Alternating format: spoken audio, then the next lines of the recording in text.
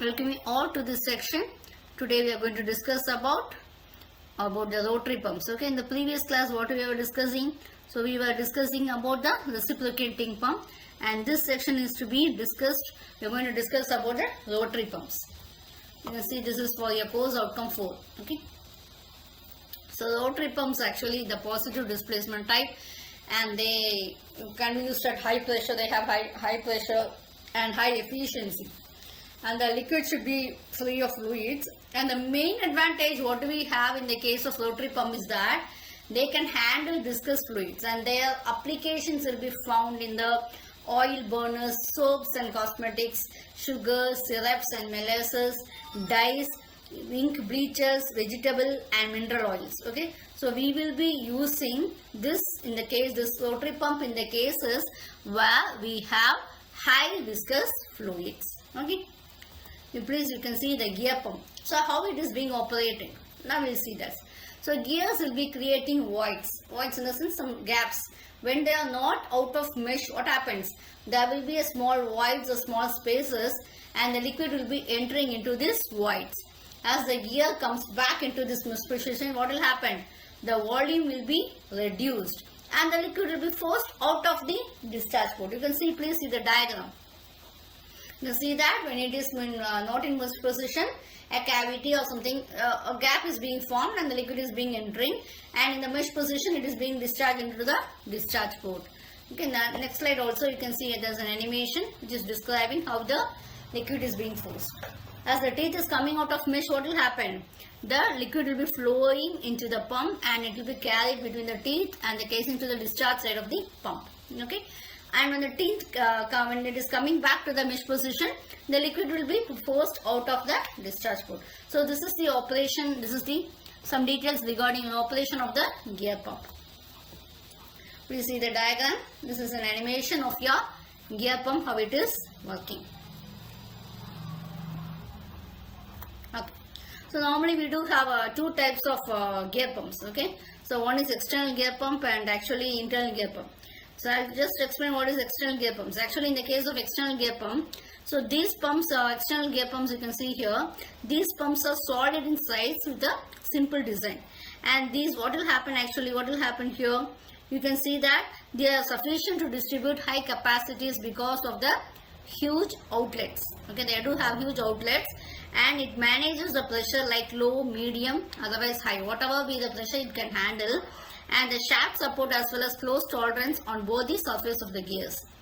And this actually when you take it as the operation, okay, how it is operating, there is certain operating principles is actually similar for both your external and also your internal gear pump. But in the case of an internal gear pump, what is happening? The process and the principle is same, except the two linking gear sizes are different, with one revolving within the another. Okay, the rotor will be, you can see the rotor will be the larger gear and also an inner gear, and it has the teeth projecting on inside. So this will be your internal gear pump, and about your external gear pump. Okay, so this is what are the parts we do have. As I said already, there will be have a K seal, we will do a drive gear, you do have a suction port. Okay, seal will be the amount, the flange will be mounted, we have a pressure port, bushings, and you have a idle gear. Okay, so this will be actually the driving gear will be receiving the power and it will be rotating this another gear. So these are the parts of a gear pump. So this is an operation. You can see that the adjacent gears, they will be rotating in the opposite direction. You can see the first gear is rotating anti-clockwise. You can see this rotating clockwise, and the second is rotating anti-clockwise, vice versa. Okay, normally the odd numbers 1 and 3 they will be rotating this way, so the same direction. So you can see this diagram, the help of diagram you can see the gear pump. So this is a model representation how your gear pump will be.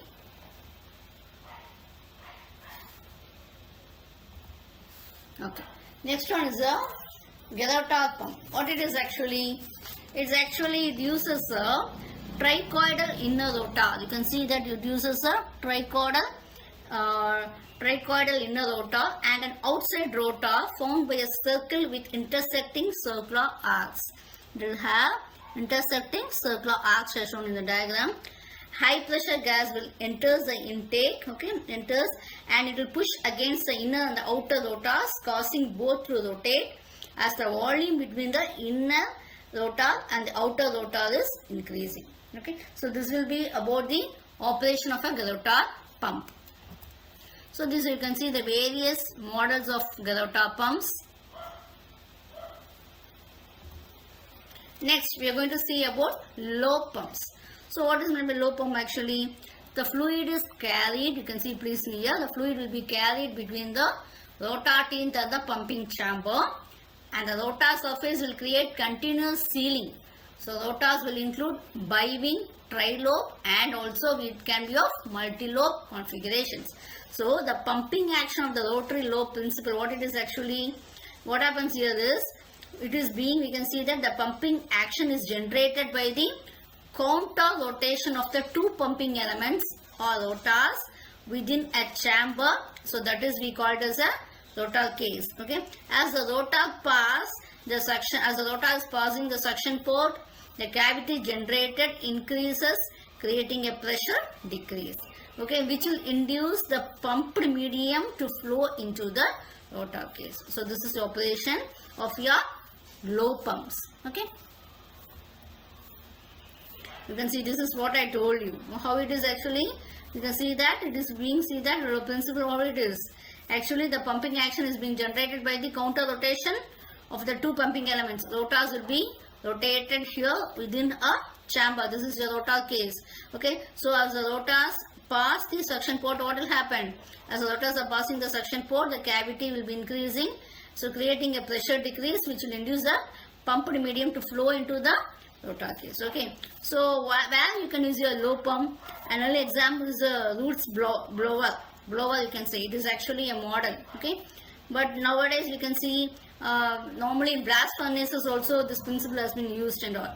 For the for your blast furnace you can have some model of this low pumps, and also used in various industries including pulp and paper, chemical, food, beverages, pharmaceutical and biotechnological industries. Okay, so next one I am having my gear pump.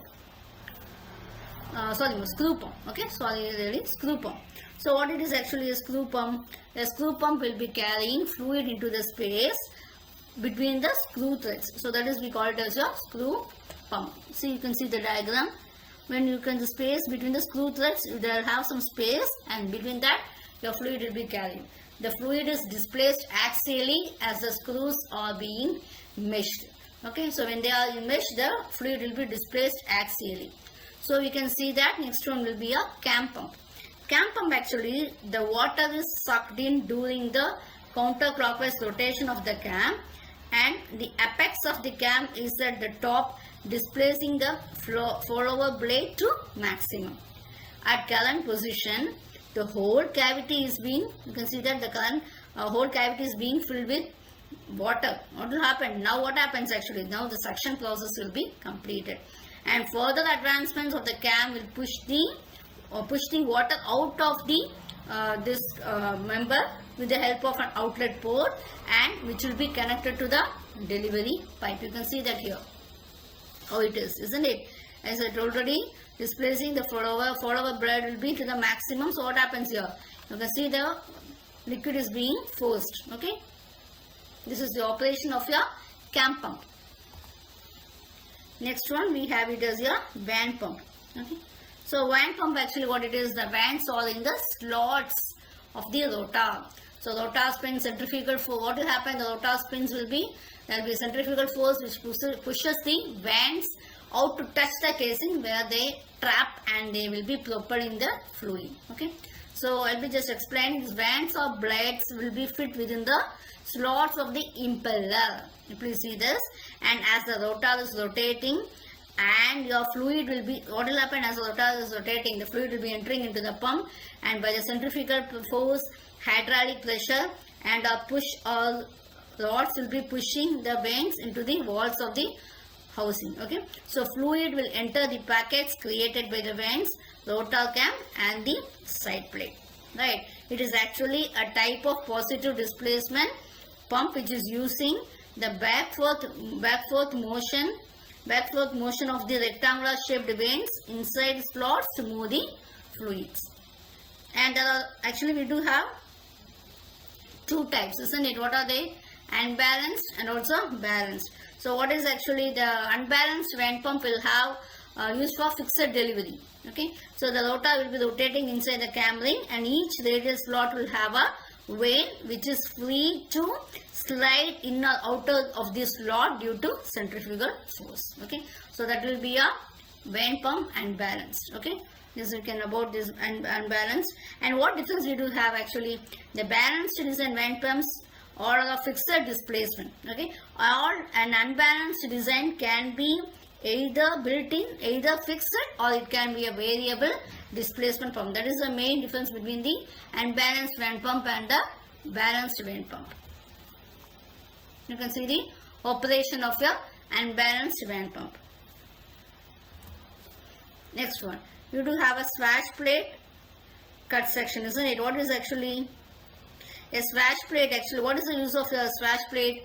The axial piston pump is delivering a series of pistons, isn't it? The pistons will be aligned parallel with the shaft through the help of your swash plate to the pump. Okay, so I'm repeating, the axial piston pump will be driving a series of pistons which are being aligned parallel with the shaft through a swash plate to pump a fluid. So this is the purpose of your swash plate.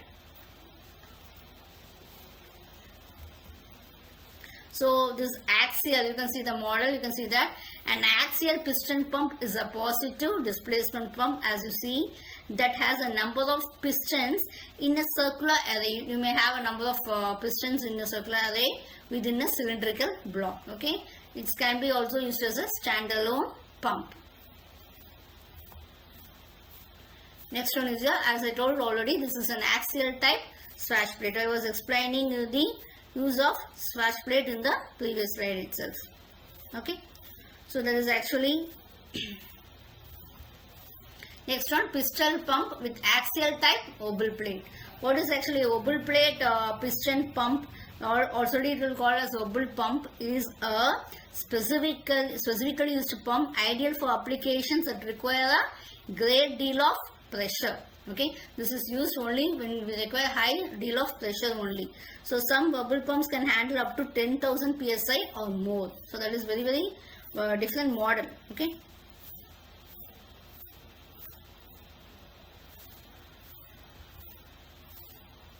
And actually next one is here. What will happen? This will be a axial pumps. This will be a piston pump and axial type bent axis. Okay. So actually in axial piston pumps, the piston will be striking in the same direction of a cylinder block central line axially. So that is, it can be an inline or it can be any other angular model. Okay, and bent axis fixed displacement axial pumps are used for open circuit applications and are designed for operations systems. They are being specified for heavy duty work cycles. Okay, and next one is your radial type. So what it is actually a radial pipe? The radial model is actually a radial piston pump will have be a type of hydraulic pump only. So the working principle is extended. Here you do have the pistons are extended in a radial direction symmetrically around the driving shaft. In contrast to this axial one, here we are having the cylinders will be arranged in the radial directions or symmetrically when you across this driving shaft. Okay. So thank you for your patient listening, and we'll be meeting you in the next section. Thank you all once again.